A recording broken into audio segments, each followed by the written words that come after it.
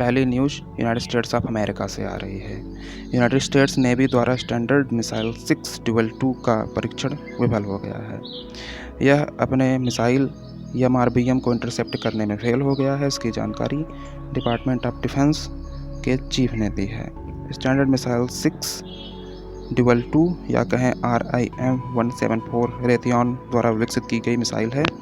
यह ship launched missile है जो एंटी एयर और एंटी सरफेस कैपेबिलिटी रखता है।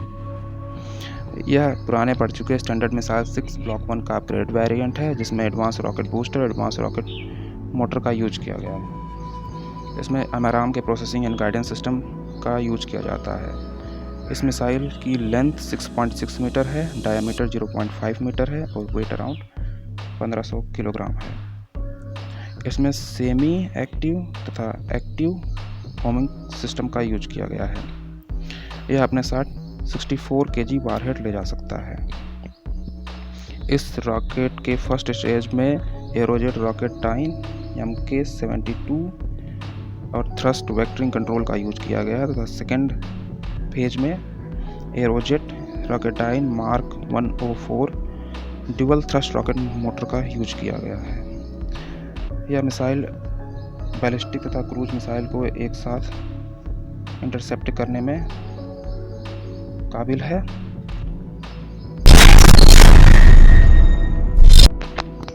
आज की दूसरी न्यूज़ इजराइल से है। इजराइल और इजिप्ट के बीच में गाजा पट्टी ट्रूस को लेकर बातचीत होने वाली है, जिसमें सीज फायर तथा पैलेस्टीनियन के रिबिल्डिंग के लिए बात होगी। यह मीटिंग कैरो में अरेंज कराई जाएगी। आपको बताते चलें कि पिछले 12 दिनों से इजराइल और पैलेस्टीनियन के बीच में युद्ध की स्थिति बनी हुई है, जिसमें 250 से ज़्यादा लोग मारे गए हैं। यह मीटिंग इजराइल के फॉरेन मिनिस्टर गाबी अशकेनाजी और इजिप्टियन काउंटर पार्ट सामे सौकरी के बीच में होगी। इजिप्टियन फॉरेन मिनिस्टर बताया कि इजिप्ट 2 स्टेट सॉल्यूशन की समर्थन करते को बताते चलें कि इसराइल और फ़लस्तीन के बीच में वर्तमान स्थिति ईस्ट जेरूसलम नेबरहुड से शेख जर्राह नाम की जगह से फ़लस्तीनियन को एविक्ट करने के बाद हुआ है, और दूसरी स्थिति इसराइल फोर्सेस द्वारा अल अक्सा मॉस्क्यू से जेरूसलम में हो रहे होली रमज़ान के फ़लस्तीनियन को भगाने से हुई है।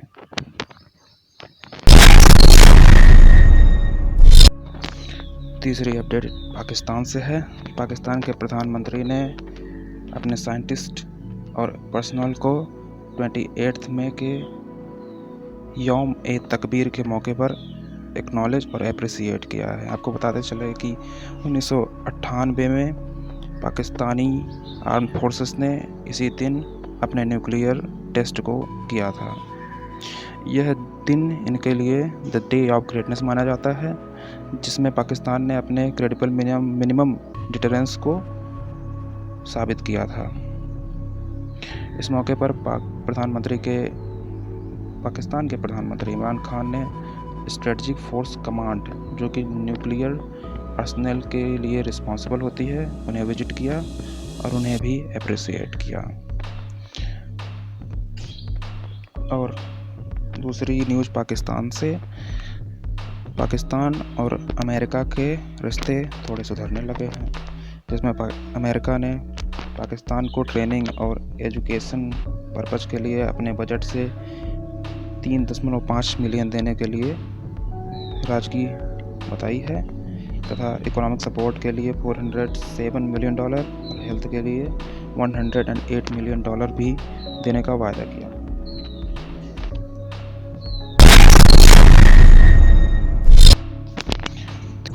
हमारे प्यारे देश भारत से है। इंडियन कोस्ट गार्ड को सजग, जो कि एक समर्थ क्लास ऑफशोर पेट्रोल वेसल है, उसे डिलीवर कर दिया गया है। यह शिप गोवा शिपयार्ड लिमिटेड द्वारा बनाया गया है। यह शिप संकल्प क्लास का इम्प्रूव्ड वर्जन है, जिसमें पावरफुल इंजन लगाया गया है। बताते चले कि इंडियन कोस्ट गार्ड में शिप्स की संख्या बहुत कम है, जिसे बढ़ाने के लिए गवर्नमेंट ने 2013 में 6 शिप और 2017 में 5 शिप का ऑर्डर दिया था। इस शिप की डिस्प्लेसमेंट 2450 टन है, लेंथ 105 मीटर तथा इसमें MTU के M71L इंजन का उपयोग किया गया है, जो कि 12,200 HP की ज़बरदस्त ताकत देते हैं। इस शिप की टॉप स्पीड 43 km/h है और यह 20 दिनों तक लगातार समुद्र में रह सकता है। इसमें एक 30 mm के CRN-91 नेवल गन का यूज किया गया है तथा 2 12.7 mm का HMG गन लगा हुआ है। इस कैटेगरी के 2 और शिप इंडियन कोस्ट गार्ड को डिलीवर होने हैं, जिनका नाम ICGS सार्थक तथा ICGS सक्षम है।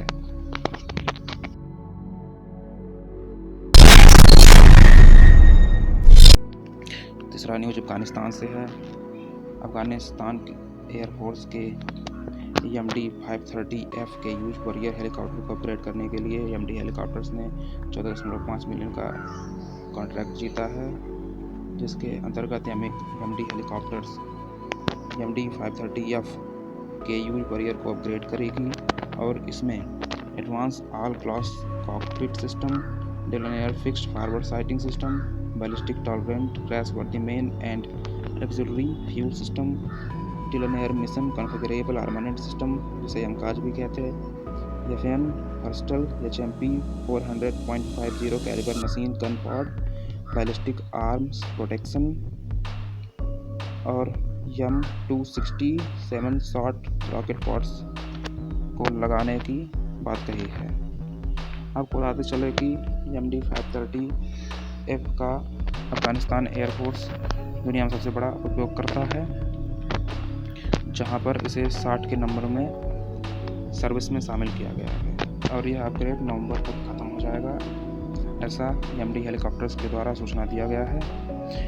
इस हेलीकॉप्टर में 250 C30 650 हॉर्स पावर के टर्बोसैफ्ट इंजन का उपयोग किया गया है, जो कि रॉल्स रॉयस द्वारा बनाया गया है।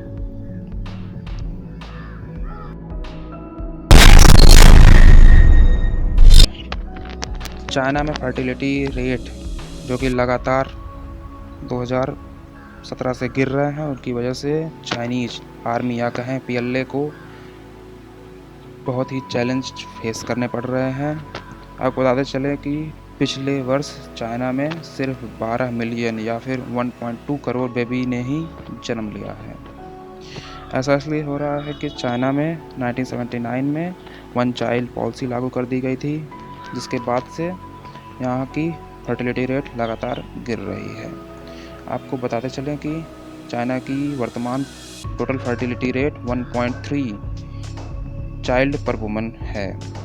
एंटनी वांग टोनी ने बताया कि 1993 से ही बहुत आवाज़ें वन चाइल्ड पॉलिसी के अगेंस्ट उठ रही थी, पर कोई कार्रवाई न होने की वजह से यह स्थिति उत्पन्न हुई है।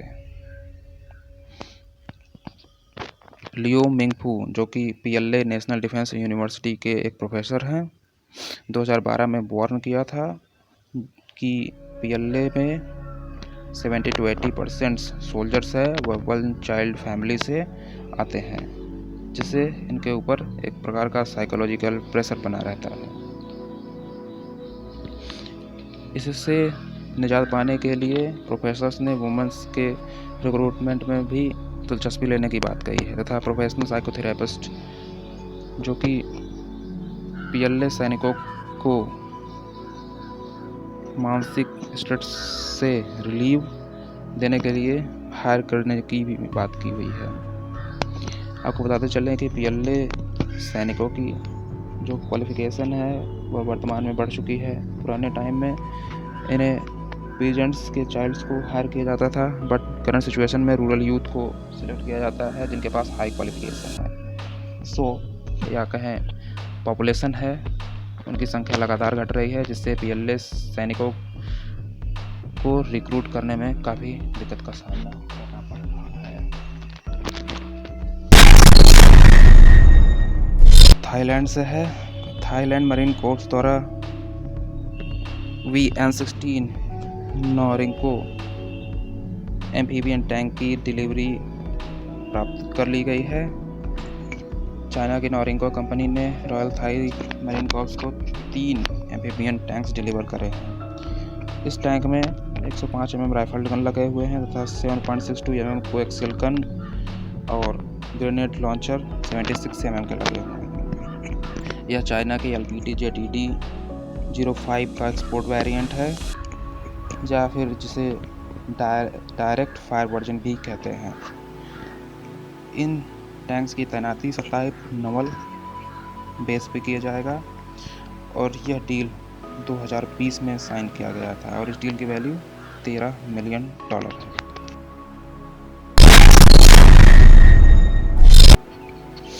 अगली खबर फ्रांस से है। फ्रांस के एस्टर 30 डिफेंस सिस्टम अपने फर्स्ट कॉम्बैट यूज में सफल रहा है। इसे FS फॉर्बिन नाम के फ्रिगेट से फायर किया गया है तथा यह लो एल्टीट्यूड सी स्किमिंग टारगेट को डिस्ट्रॉय करने में सफल रहा है।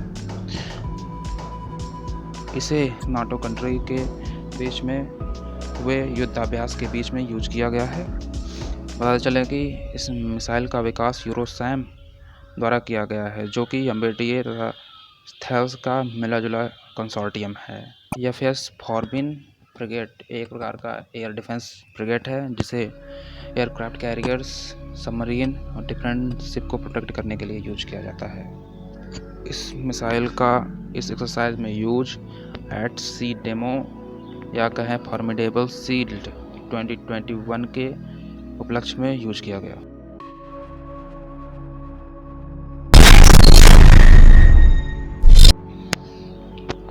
अगली खबर साउथ कोरिया से है। साउथ कोरिया से खबर आई है कि वह अपने नए मिसाइल्स और स्पेस लॉन्चर्स में इन्वेस्ट करना शुरू करेगा। साउथ कोरिया पहले ऐसा नहीं कर सकता था क्योंकि US अपने एलाइड फोर्सेस पर 1979 से बैन इम्पोज कर रखा था जिसके अंतर्गत कोई भी allied country greater than 800 kilometres की मिसाइल्स नहीं बना सकता है। इसके हट जाने से साउथ कोरिया में थोड़ी खुशी की माहौल है और इनके पास स्पेस लॉन्चर जैसी सिस्टम्स विकसित करने का एक विशेष मौका है जिससे ये यहाँ की कंपनियाँ विदेशों की कंपनियों से जिन्होंने स्पेस लॉन्चर्स बनाने शुरू कर दिए हैं डायरेक्ट चैलेंज ले सकती है।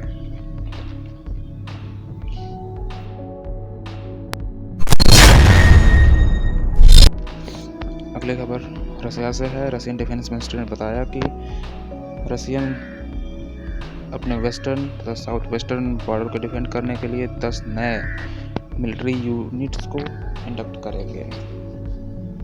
पिछले कुछ टाइम से रशियन साउथ वेस्ट तथा वेस्ट बॉर्डर पर काफ़ी वेस्टर्न कंट्रीज तथा यूनाइटेड स्टेट्स के द्वारा एनक्रोच किया जा रहा है जिससे बचने के लिए रशिया ने यह डिसीज़न लिया।